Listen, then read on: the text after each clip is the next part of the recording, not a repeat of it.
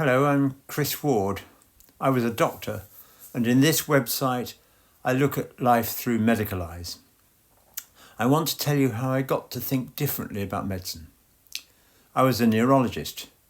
People treat me like a god when I tell them that. I let them admire me for a moment, which is great. Try it. But their faces fall when I explain that I wasn't a neurosurgeon. They look still more disappointed when I tell them what kind of neurologist I actually was.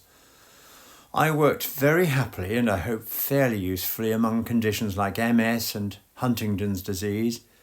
Some physicians find these kinds of disorders boring because they go on and on without any prospect of a cure. So how did I get there? One turning point came when I was a young neurology trainee. A middle-aged man with motor neurone disease came into my clinic. I'd seen him several times over the past 2 years.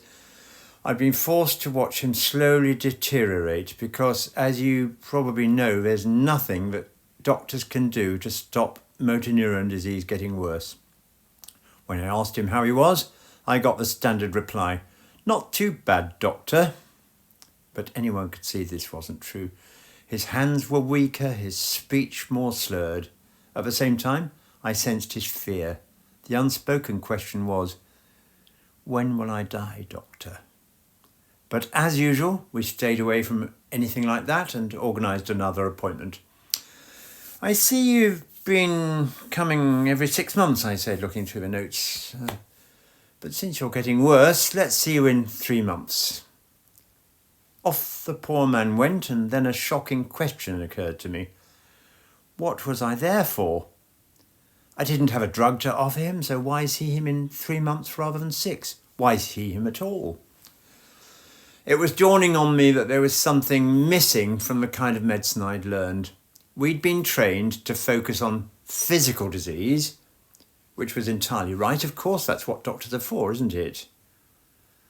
What wasn't right was that we put our patients' feelings of unwellness, disabilities and other experiences to one side on the grounds that these weren't medical matters.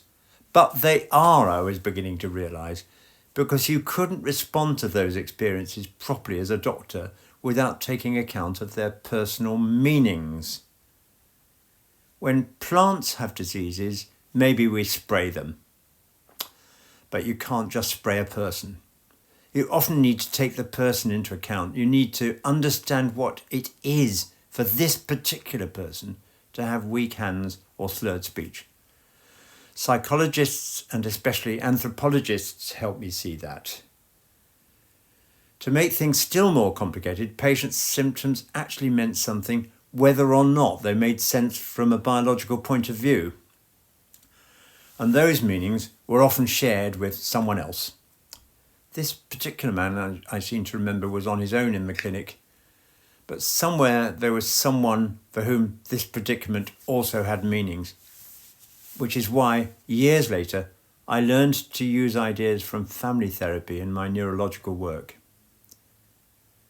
By the way, I know that many neurologists and doctors in general would agree with everything I've said, so I'm being a bit unfair. It's just that the system they work in makes it very difficult for them to think outside the physical box.